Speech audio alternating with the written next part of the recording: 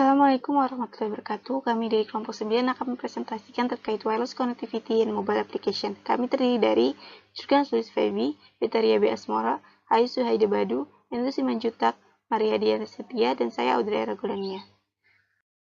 Pertama, bagian introduction. Berdasarkan definisinya, konektivitas nirkabel atau wireless connectivity antara perangkat mobile dan perangkat lainnya itu membutuhkan physical layer teknologi jaringan. Nah, konektivitas jaringan ini dibagi menjadi dua jenis, yaitu ada yang kuat dan yang lemah. Koneksi yang kuat itu mengacu pada quality of service yang lebih tinggi daripada konektivitas yang lemah. Tapi konektivitas yang lemah ini mengacu pada quality of service yang lebih tinggi dibandingkan dengan pemutusan koneksi. Contoh yang kuat itu jaringan WiFi dan contoh yang lemah itu jaringan WAP. Kemudian terdapat dua metode utama untuk membedakan berbagai jenis solusi teknologi nirkabel. Yang pertama ada teknik modulasi. Kelebihan dari teknik itu memberikan efisiensi dan kompresi bandwidth minimal hingga yang kompleks. Contohnya ada minimum shift key, Gaussian minimum shift key, dan berbagai teknik passive key lainnya. Nah, dasar teknik modulasi ini penting. Kenapa? Karena properti dari setiap jenis teknologi jaringan nirkabel tingkat tinggi itu berasal dari properti dasar teknik modulasi yang digunakan. Yang kedua ada teknik transmisi. Untuk mengirim dan menerima sinyal dalam jaringan nirkabel itu bergantung pada ukuran dan kondisi lingkungan dari area jangkauan yang ada. Nah, teknologi nirkabel ini dibagi menjadi tiga kategori. Yang pertama ada satellite-based wireless communication. Sistem ini menggunakan sekelompok satelit untuk menyediakan konektivitas nirkabel secara global. Contohnya ada LEO, MEO, dan GEO. Nah, yang kedua ada cellular wireless communication. Konsep utama dari kategori ini yaitu divide and conquer. Jadi suatu area akan dipecah menjadi banyak sel dan sel-sel ini akan dapat berkomunikasi antar tetangganya. Kemudian ada short range transmission. Jadi teknologi ini mencakup apa saja dari IRDA yang menggunakan frekuensi jangkauan inframerah hingga standar 802.11. Halo, perkenalkan nama saya Jurgen Luis Febi. Saya di sini akan membawa materi tentang quality of service. Yang pertama itu, seperti yang telah kami sebutkan di seluruh teks ini, QoS dalam menghubungkan jaringan khususnya melalui koneksi nirkabel merupakan salah satu dimensi mobilitas. Ada 6 poin utama QoS yang memengaruhi aplikasi seluler. Yang pertama, mekanisme kegagalan dan pemulihan. Yang kedua, bit-weight variable. Yang ketiga, distribusi komputasi. Yang keempat, mekanisme penemuan. Yang kelima, variabel latency. Yang keenam, umpan balik kinerja. UMTS membagi QoS menjadi 5 kelas, yaitu traffic QoS diukur pada tingkatan yang paling dasar oleh fundamental karakteristik pengalaman lalu lintas seperti back loss. 2. Percakapan. Ketika dua identitas mengirim dan penerima saling bertukar informasi melalui saluran. Yang ketiga, streaming. Aliran multimedia memiliki persyaratan yang lebih ketat di perilaku temporal seluruh data. Yang keempat, interaktif. Transaksi HTTP seperti yang menjalankan www mendominasi banyak transaksi berbasis jaringan. Yang kelima yaitu latar belakang, bahwa percakapan, streaming, dan pertukaran interaktif antara dua node semuanya memiliki persyaratan temporal antara transaksi yang melakukannya tidak membutuhkan waktu tertentu. Modeling QoS untuk Wide UML. Karena QoS dapat mempengaruhi dasar pada perilaku yang diinginkan dari aplikasi seluler, akan sangat membantu jika kita dapat memodelkan dengan UML. Ada dua skenario di mana UML yang berguna. Yang pertama, ketika infrastruktur yang menyediakan lapisan aplikasi, komunikasi lapisan, dan protokol pendukung berorientasi objek. Yang kedua, menggunakan UML untuk memodelkan properti QoS jaringan saat menangani jaringan sebagai satu subsistem. Sekian presentasi saya. Baik, di sini saya akan menjelaskan tentang survey of wireless networking technologies. Pembagian teknologi ini menjadi tiga kategori dengan jarak geografis yang dapat ditempuh, yaitu jarak pendek, jarak menengah, dan jarak jauh. Saat membandingkan kategori ini kita akan menemukan cakupan bidang teknologi nirkabel biasanya berbanding terbalik dengan maksimum jumlah bandwidth yang disediakan. Selanjutnya, teknologi nirkabel jarak pendek. Teknologi jaringan nirkabel jarak pendek sebagai semua yang memiliki jangkauan sama dengan atau kurang dari kisaran yang ditentukan oleh spesifikasi IEEE 802.11 dan 802.15. Teknologi ini akan mencakup WLAN dan WPAN. Kedua standar ini adalah bagian dari proyek IEEE 802 yang mencakup spektrum standar jaringan yang luas seperti jaringan area lokal dan domain jaringan area metropolitan seperti Ethernet, token ring, dan lain-lain. Selanjutnya, perbandingan WLAN dan WPAN. WLAN dapat digunakan baik oleh perangkat pribadi atau perangkat lain yang mungkin lebih nyaman dihubungkan melalui koneksi nirkabel, seluler, atau stasioner. Dan rentang cakupannya yang jauh lebih besar, mencakup seluruh bangunan atau bahkan beberapa gedung tergantung pada ukuran gedung dan teknologi WLAN tertentu. Sedangkan WPAN dirancang terutama untuk sistem yang sangat seluler. Batasan ini terutama ada karena jaringan lapisan aplikasi ADHOC dan perilaku yang ditampilkan oleh sistem ini dan fakta bahwa peserta seperti itu jaringan sangat mobile. Dan WLAN tidak menunjukkan properti ini. Selanjutnya, teknologi nirkabel jarak pendek adalah bidang yang berkembang pesat. Arsitektur konseptual Bluetooth dapat dipecahkan menjadi 8 bagian, yaitu yang pertama Bluetooth baseband, LNP dan radio, yang kedua HCI, yang ketiga L2CAP, yang keempat SDP, yang kelima lapisan port serial, yang keenam lapisan jaringan, yang ketujuh lapisan internet, dan yang terakhir lapisan aplikasi. Selanjutnya, ini adalah gambar state of a Bluetooth device, di mana setelah perangkat berkemampuan Bluetooth dihidupkan, maka perangkat akan melewati serangkaian status untuk menghubungkan ke P-Connect. Dan status tersebut adalah sebagai berikut, yaitu yang pertama adalah standby, atau di sini perangkat sedang menunggu untuk bergabung dengan P-Connect. Ini adalah fase pertama dari tahap penemuan. Yang kedua, perangkat akan menuju ke inquiry. Di sini perangkat akan memancarkan sinyal dan mendengarkan tanggapan untuk menemukan radio untuk disambungkan. Dan yang ketiga, perangkat akan masuk ke tag atau halaman. Setelah master yang valid ditemukan, halaman dikirim untuk menentukan master self hubungan di P-Connect. Setelah itu akan masuk ke connect.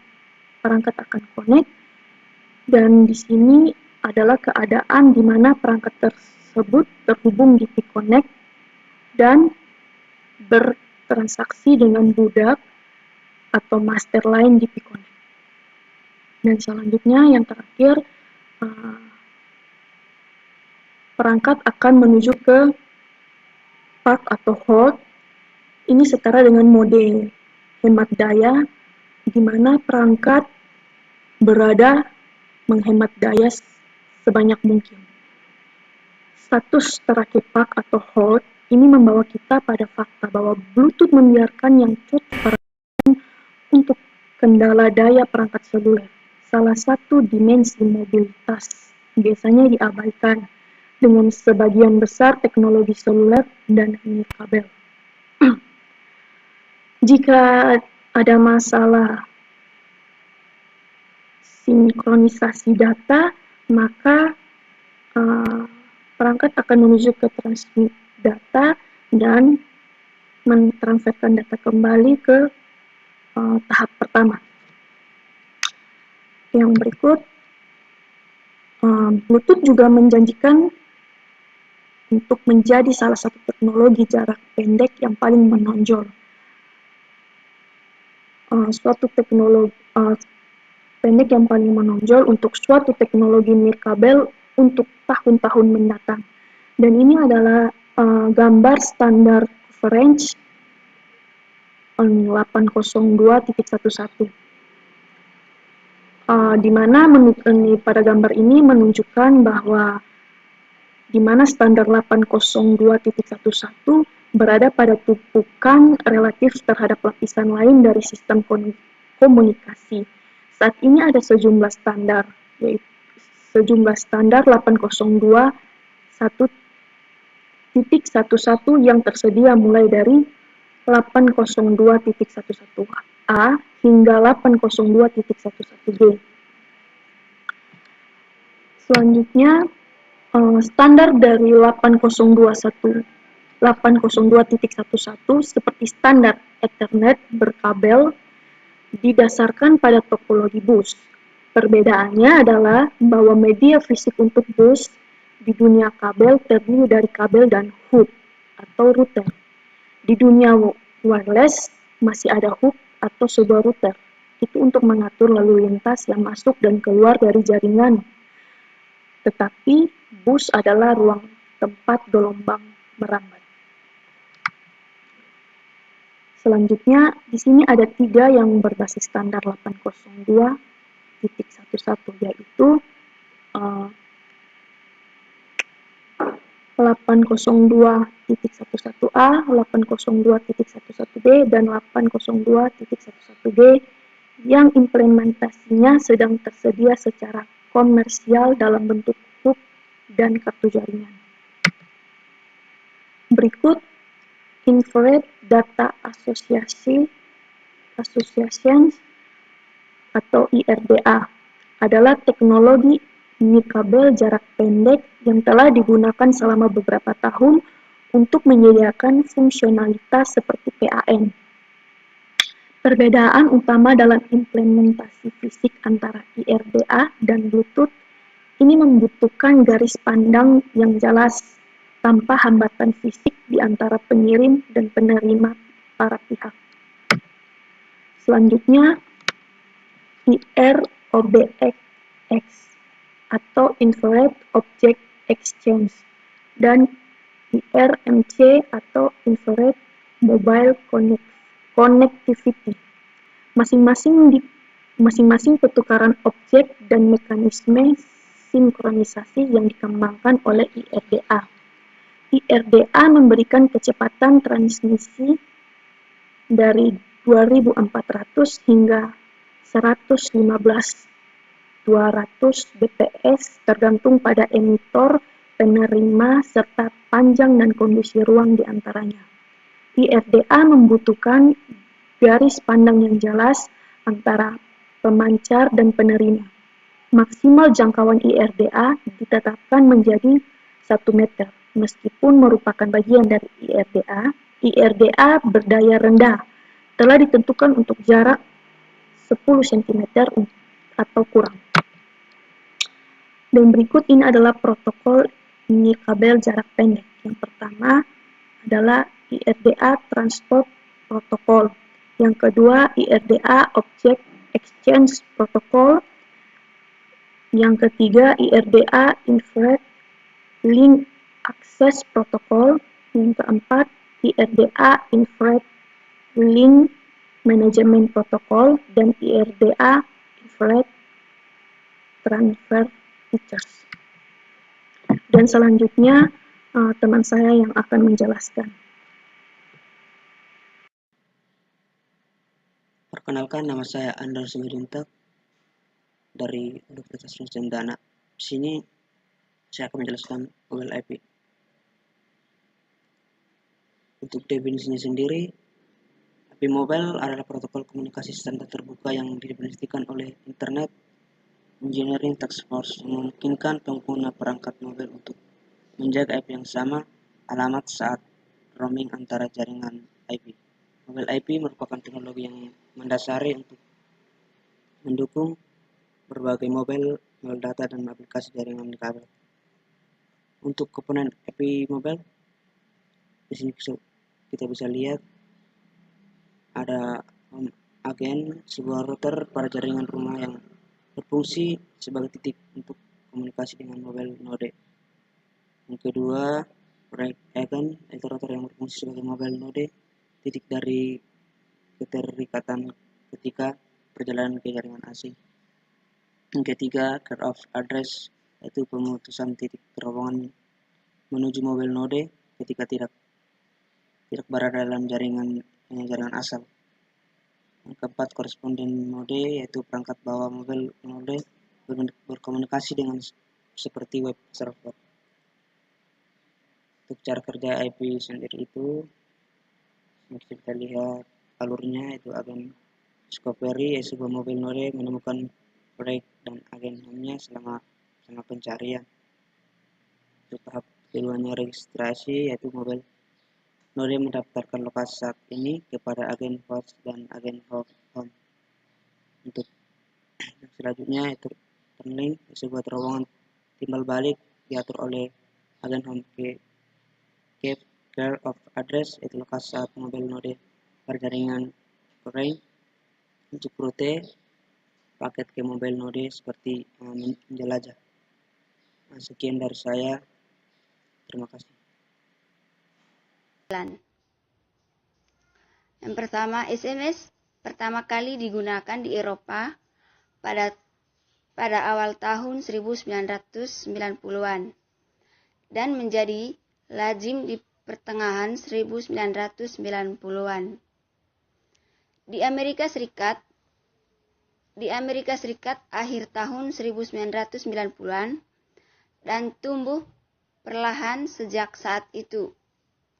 Hingga saat ini, SMS aplikasi data yang paling sukses digunakan pada jaringan nirkabel. SMS ini juga tidak memerlukan pergunaan satu jenis jaringan nirkabel di atas jenis lainnya. Itu dapat diimplementasikan melalui jaringan apapun yang tersedia. Namun hingga saat ini, memang demikian diimplementasikan terutama pada jaringan, yaitu jaringan TDMA dan CDMA, dan akan didukung oleh varian 3 giga dari jaringan tersebut atau jaringan yang lebih modern. SMS diartikan sebagai pengiriman pesan alfanumerik. SMS merupakan layanan bernilai tambah yang dirancang untuk berjalan di jaringan nirkabel jarak jauh ke ponsel melalui nirkabel jaringan. SMS pada dasarnya bukan teknologi komunikasi nirkabel. SMS merupakan komunikasi yang paling penting dalam jaringan nirkabel, khususnya untuk banyak data pada jaringan data 1 giga dan 2 giga. Pesan SMS dapat dikirim dari perangkat seluler atau dari SMSC, pusat layanan pesan singkat. Dirutekan melalui SMSC dan tiba di tujuan yang sesuai sebagai pesan SMS, email, atau bentuk pesanan elektronik lainnya. Ada dua hal yang mendasarkan yang membuat SMS berada dari teknologi yang lainnya. Yang pertama, dapat dikirim baik atau tidak ada panggilan suara yang sedang berlangsung, dan itu adalah sistem pesan yang tidak sinkron. Yang kedua, memungkinkan fleksibilitas dalam perilaku temporal jaringan, dan pengiriman terkait atribut. Satu hal yang paling perlu diperhatikan adalah bahwa semua SMSC mengimplementasikan Singlet System.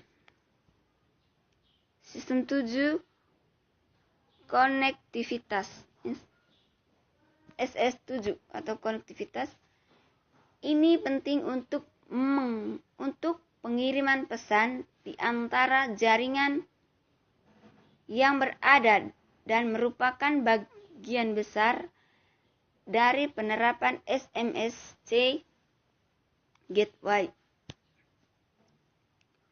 Operator membuat alias di beberapa domain pengguna atau nomor telepon digunakan.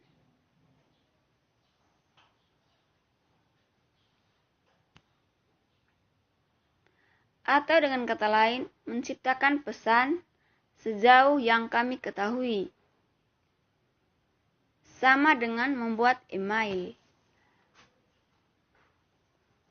Padahal, panjang pesan seharusnya 160 karakter, tergantung konektivitas nirkabel dan servis aplikasi. Langkah-langkah untuk mengirim pesan yaitu 1. Menghubungkan ponsel Anda, PDA, atau perangkat apapun yang mendukung SMS yang Anda miliki ke PC Anda dengan kabel RS232, kabel USB, atau konektor apapun yang disediakan. Kedua, pasang telepon itu sebagai modem ke PC. 3. Sekarang Anda dapat mengirim pesan SMS menggunakan perangkat kemanapun SMS sebagai modem. Demikian presentasi saya kembalikan. Selamat siang.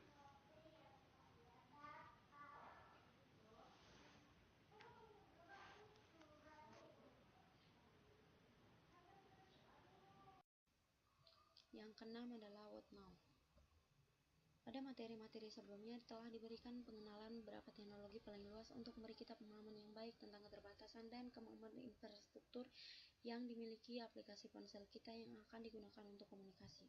Layanan inti yang lebih maju jaringan data seperti berbagai jaringan 802.11 dan jaringan berbasis 3GPP dapat berkembang di sepanjang jalur yang berbeda. Aturan yang mengatur untuk menentukan evolusi ini sebagian besar akan didorong ke titik equilibrium di mana nirkabel operator dapat menghasilkan uang dan memperluas pasar mereka. Produser perangkat dapat terus perkenalkan perangkat yang lebih dan lebih canggih. Aplikasi pihak ketiga pengembang akan menemukan cara untuk memperkenalkan aplikasi dengan cepat ke perangkat seluler. Pasar dicekik oleh operator dan konsumen akan terus menentukan nilai baru dalam aplikasi seluler yang dapat mereka gunakan melalui nirkabel koneksi ke jaringan. Jaringan nirkabel akan berubah dengan cepat. Kunci untuk aplikasi seluler, pengembang harus mengikut perubahan ini dan merancang aplikasi yang menolak menjadi usang karena perubahan ini.